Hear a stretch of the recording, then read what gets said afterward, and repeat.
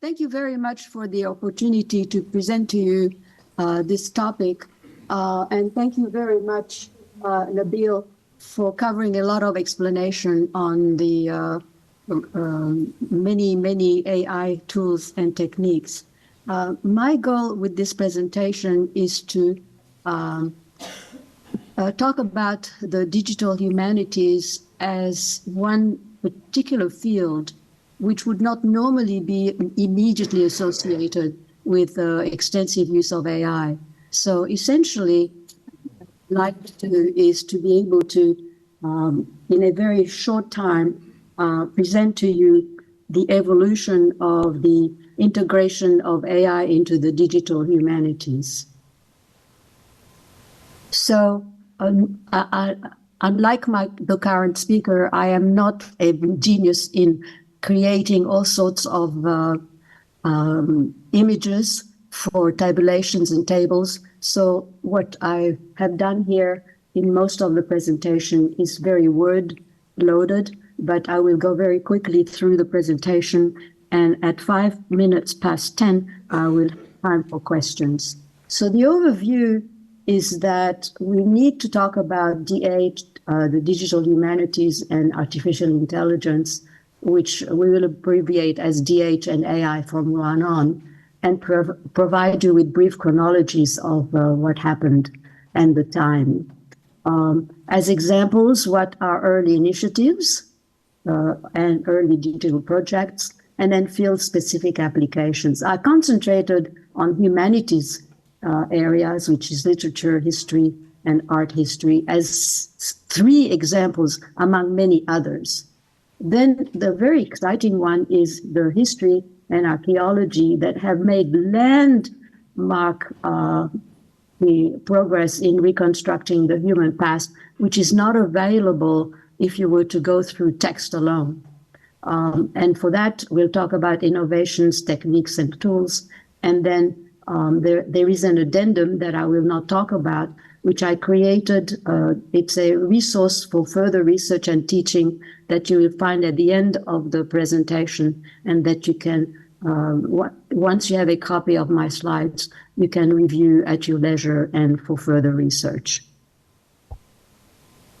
So the characteristic of DH is that it is interdisciplinary, obviously, and it moves beyond print, and it is a collaborative, transdisciplinary, and computationally engaged community of practice. It involves methods like developing digital archives, text mining, data analysis, digital mapping, geospatial mapping, text encoding, to say just a few. So we will continue with the rest of this presentation to see how this has evolved. And then why AI? Well, obviously, one might say this is a ridiculous question, but it's an opportunity to fuse the humanities critical thinking with computer science to solve complex cultural questions. And mostly, it creates new tools and methods.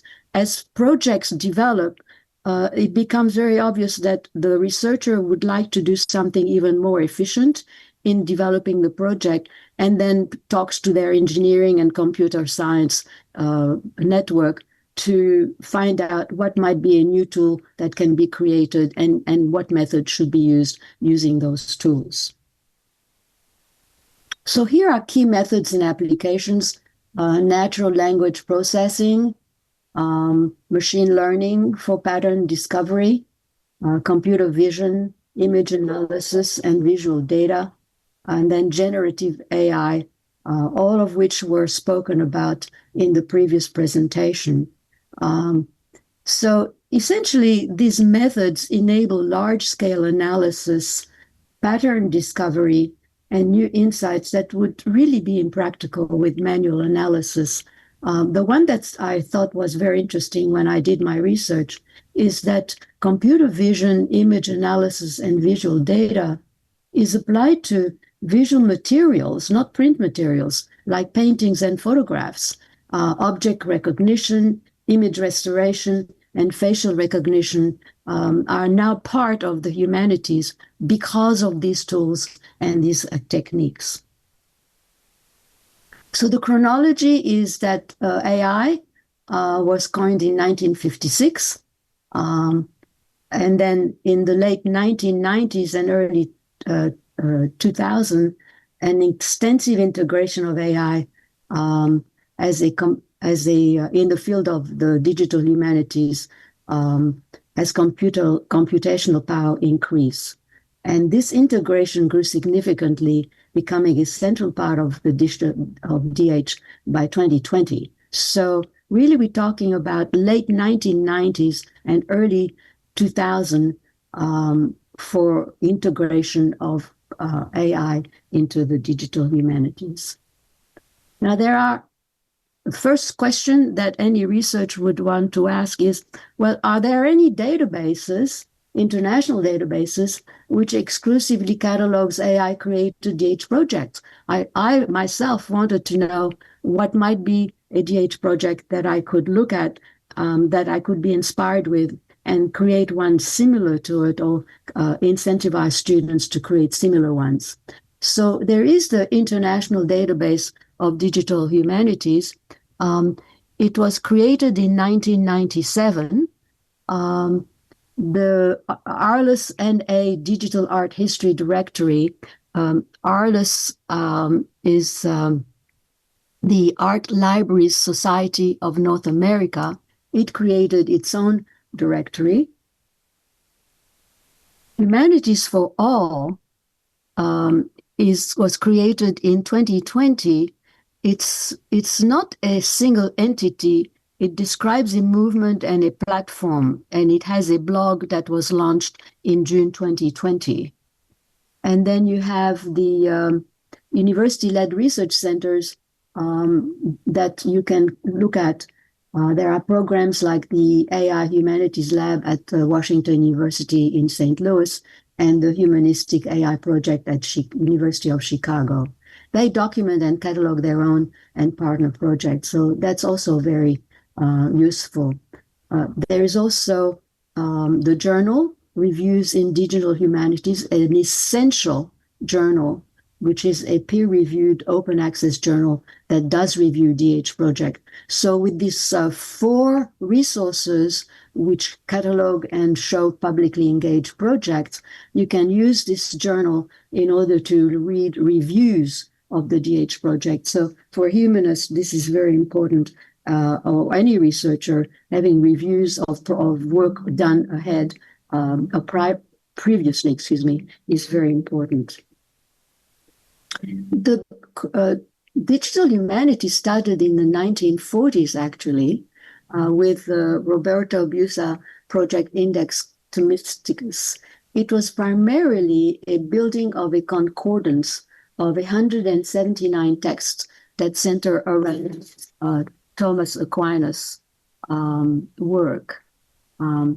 He started in 1940 to try to get the Thomas Aquinas' printed work and digitize it. So he used the IBM resource, and it's a massive now index verborum of concordances, and the work was complete in 56 printed volumes, which appeared in 1980. So essentially from 1974 to 1980, Busa was very busy building his concordance, which is available in printed form now in 56 printed volumes available since 1980.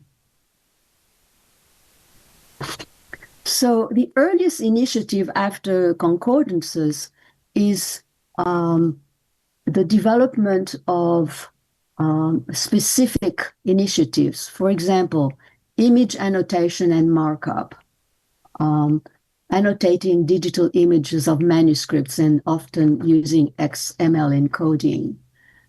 You have quantitative methods to explore forensic document analysis techniques to classify and identify different scribal hands based on measurable features of the script. this is very important because the typical shape, style, or feature of a letter or a character cluster is very much part of a scribe's signature writing. So you can identify manuscripts when you don't know who the scribe was by looking at forensic document analysis to see what are the features of the letters in that particular document and be able to maybe identify the scribe that has written it. So there's a whole research on this, and I am building more and more research guides on all of these topics in order to provide further information on this particular issue. And in the addendum, you will find a listing of all my current research guides on digital humanities and AI, and I will continue building them months and months in the future. You have database creation. We talked about the building of a database in the previous slides. So the database creation is also another very important part of DH and AI. And you have the Demotic Paleographical Database Project focuses on building an extensive database of dated and localized scripts to serve as reliable terms of comparison for authenticating and dating unknown manuscript. So let's look at projects. Malachi Beit-Aryeh was a very important person. He is the very one who was very interested in build a substantial database of Hebrew manuscripts, which led to quantitative codicology. So here you have Beit-Aryeh and Ludwig Jesselson, who did build this quantitative codicology, and the software that they use is SFA-Data, which was a custom-built software. Because, as I said earlier, as you develop a project, you may need to find a way to develop a software as well in order to create your project. Script analysis, Jean Malon and Leon Gillinser were applying systematic and statistical measure to script analysis, and these methods would later be adapted for computer use through widespread access to computers. So you have types of script, if you look at Harvard's Jeffrey Chaucer website, and also look at the Chaucer website for resources for further study. The article that I provided you are two articles in Story Scientia that you can look at for further information on this particular early initiative.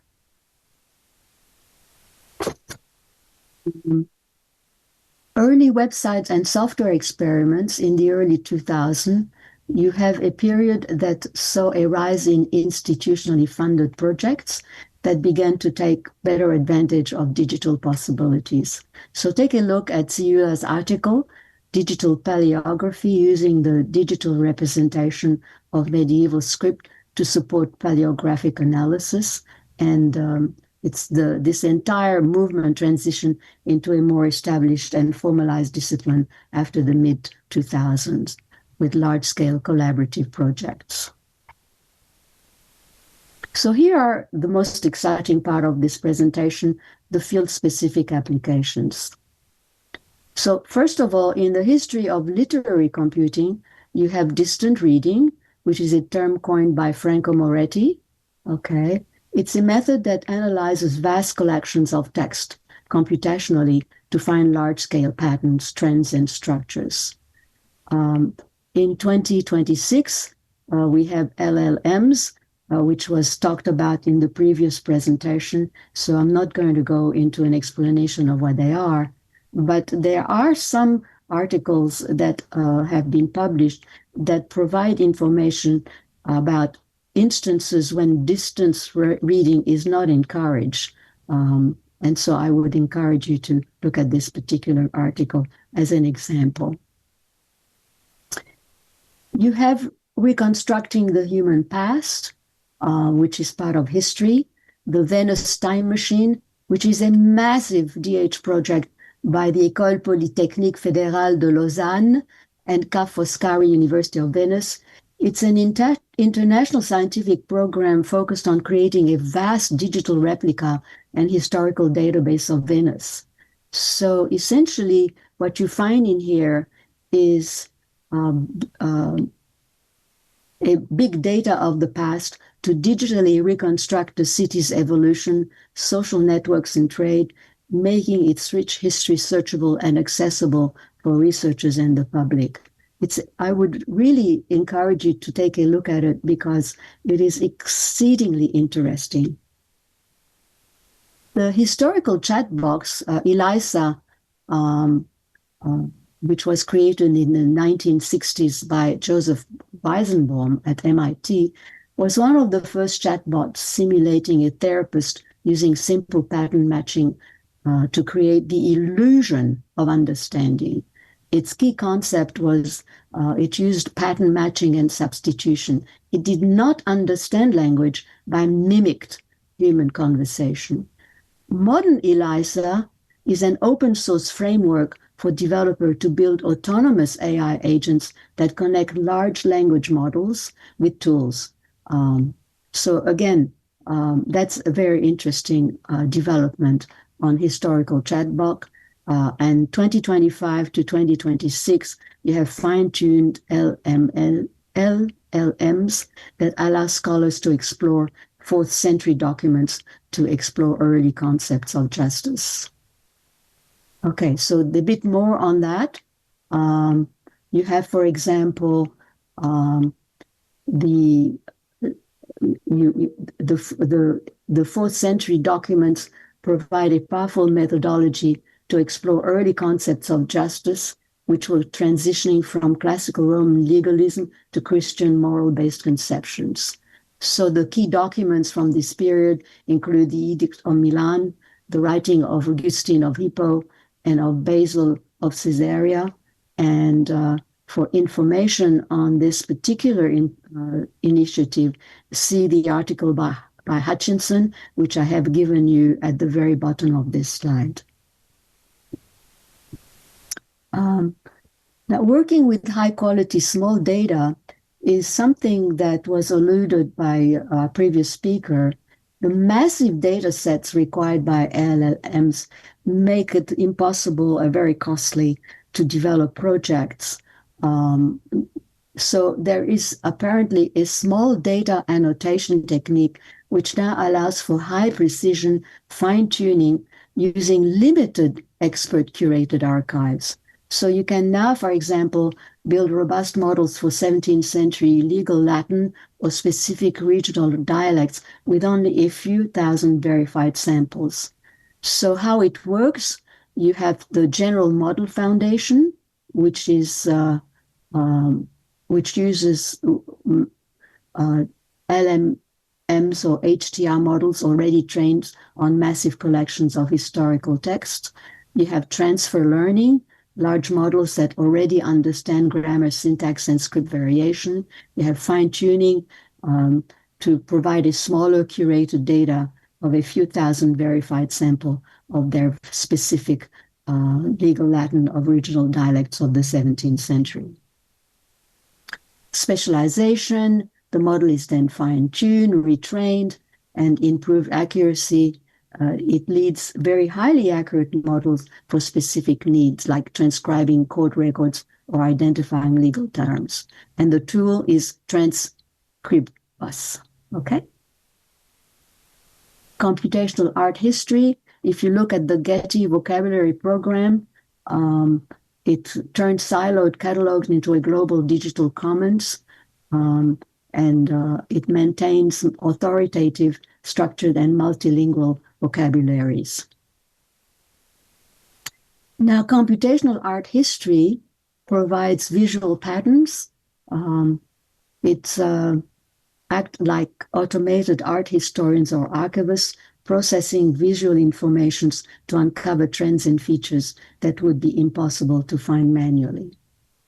You have restorative AI, multimodal models to analyze and connect diverse data types, text, images, audio, video, for deeper cultural understanding.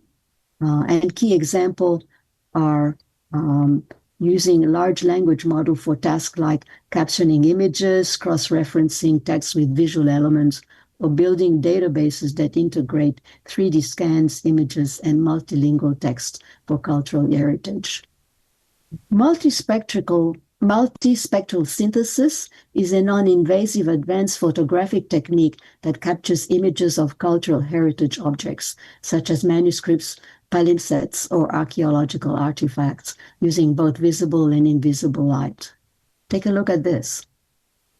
Van Gogh's iris used restorative AI, and it can rewind chemical degradation in artwork, and by analyzing the current state of pigments like those of Van Gogh's irises, AI uses predictive chemical analysis to reveal original vibrant purple before they faded. So let's look at this. Multispectrum synthesis is this, and the Getty Museum photo that was used to create this multispectrum synthesis is on the right. New horizons in archaeology. Sarah Parcock at the University of Birmingham pioneered the use of AI and satellite synthetic aperture radar to identify looted sites and buried pyramids from orbit. This is a very interesting development, and look at Tatiana Butt article for a very, very informative description of this particular initiatives. Now, the specialized scholarly pipelines are WOKI, well-translated options for knowledge management in international environments, which is an open source pipeline, and then Kraken and BYT5, which is a new standard for handwritten text recognition. So you have also unlocking damaged manuscript. Handwritten text recognition has undergone a revolution. You can now recover text from water-damaged or faded archives. You can learn historical spelling variants automatically. You can find robust performance across Latin, early modern English, and more. And the applications are listed in 3 bullet points, which I don't think we have time to go into in great detail. You have also archival efficiency, integration of AI into tools, and Nivo is one. It helps researchers to manage, analyze, and find insights in rich, unstructured data like interviews, videos, social media, and survey responses. You have Atlas TA, helps researchers uncover insights from complex, unstructured data like text, interviews, videos, and social media. And for additional information, take a look at the article listed at the bottom. So you have a paradigm shift that occurred in the 1940s to the 1980s, from humanities computing to manual input, punch cards, and simple counting. The 1990s, 2010s, digital humanities, text mining, stylometry, topic modeling. 2012 to 2020s, machine learning, AI, deep learning, HDR, neural network. 2025 onward, generative AI, which was spoken about in the last presentation. So in conclusion, the integration of artificial intelligence into the digital humanities is more than just a technological update. It's just a fundamental shift in the epistemological landscape. The transformation has significantly accelerated over the past 5 years, and it brings with it a critical responsibilities, because AI's ability to generate convincing restorations or identify chronological development needs to be met with rigorous humanistic review and critique, So our ability to maintain a clear human-in-the-loop methodology as our tools become more autonomous will ensure that our ethical framework become more robust over time.